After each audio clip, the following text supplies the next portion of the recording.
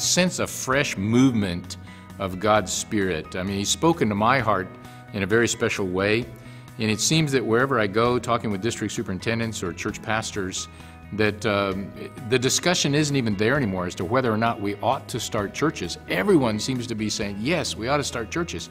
But I hear over and over again, tell us how, help us, give us some tools. The scariest thing for a church planter is you have a dream that is way bigger than you are.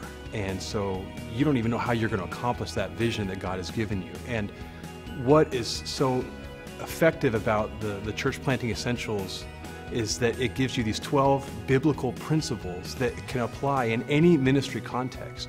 And so your church planter ends up with how to articulate a vision, how to develop a mission, how to develop your values, how to understand the demographic that you're working in, how to create a timeline, and how to be able to see these different things come about and to come to fruition. So it's incredibly valuable for a church planter to have a system in place so that you don't feel like you're biting off more than you can chew. I really like the emphasis on mentoring that they brought to this, the idea that you don't church plant alone, that you church plant as a team, and that there are other people who God is calling to support you in your mission, that have a passion for your church that's almost as bright as you do. Probably one of the most important things that I got from this training was the plan and timeline.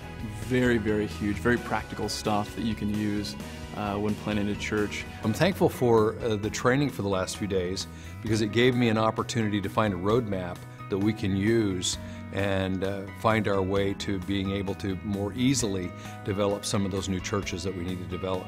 One of the great benefits of this ministry, the DCPI, Dynamic Church Planting International, is the reproducibility of their materials, in that they allow a person to become a certified trainer.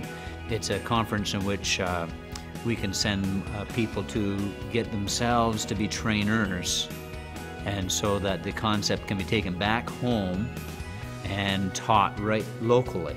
We have not only district superintendents who are taking the training and mission area leaders, but we also have local church pastors who are taking the materials back to their own church, and they can reteach it. It's going to be an excellent tool for our leaders to start thinking and get all these new ideas. The main principles are all biblically based, and so they're transferable to any community, any church that can use them.